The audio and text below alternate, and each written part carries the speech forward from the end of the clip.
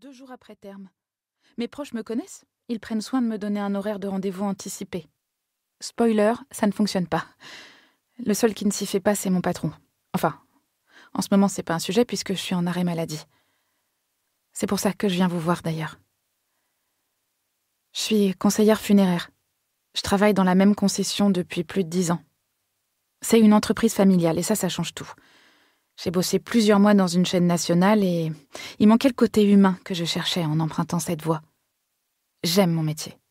Je l'aime vraiment. Quand les gens poussent la porte de la boutique, ils viennent de perdre un proche. C'est très brutal. Ils n'ont pas le temps d'assimiler la nouvelle que déjà ils doivent se plonger dans les démarches administratives. Ils sont à vif, écorchés. Et la moindre contrariété peut être ressentie comme une agression. Une femme qui venait de perdre son mari m'a dit un jour « Je voudrais me balader avec une pancarte fragile à manipuler avec précaution. » Je m'efforce de leur offrir de la douceur, de la gentillesse, de l'écoute. Je veux respecter leur peine. J'entends souvent « C'était quelqu'un de bien, vous savez », comme s'ils avaient besoin que je sache, moi, simple anonyme, que leur proche n'est pas un mort comme les autres. Je me fous de leur vendre le cercueil le plus cher ou la plaque qui rapportera la plus grande marge. Ce qui me fait me sentir utile, ce qui donne du sens à ma vie, c'est d'aider les gens à dire au revoir. Des histoires tragiques, j'en ai vu un paquet. Des morts, j'en ai rencontré beaucoup. On s'y fait, à force. Au début, ça m'impressionnait. J'ai même cru que je devrais me réorienter. Mais finalement, les corps, ce n'est pas le plus dur. Le plus dur, c'est le chagrin. Ça, je ne m'y fais pas. J'en emporte toujours un peu avec moi le soir. Ça fait 2 semaines que je n'y suis pas retournée.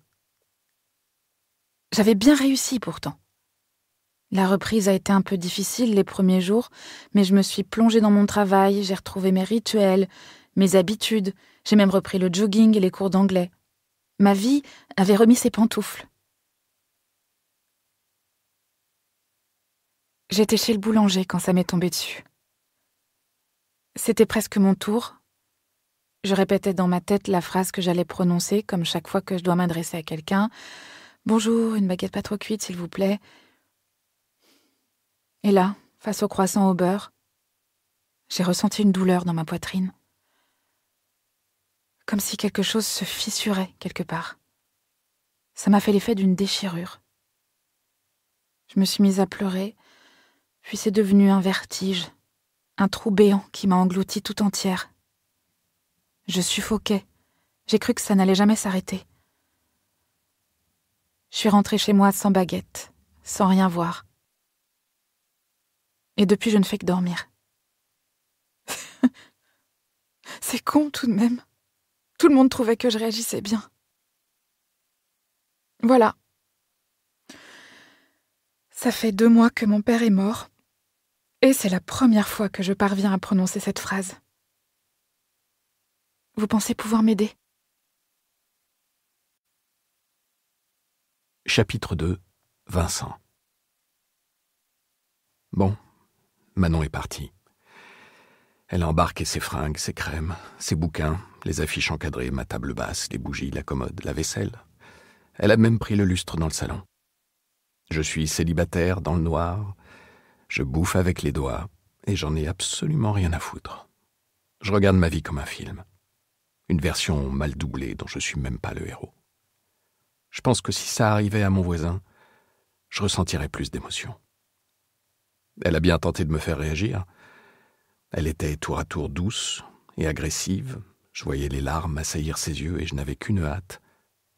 Qu'elle se barre. Qu'on en finisse. Je m'entendais répéter « désolé », tout en ayant conscience que ça ne suffisait pas.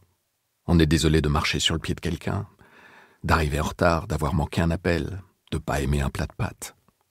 À la limite, j'aurais pu être désolé qu'elle parte avec ma table basse.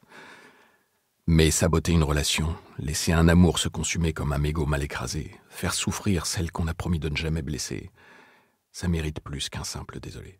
Pas vrai ? C'est chiant, hein ? Je vous consulte une fois par semaine.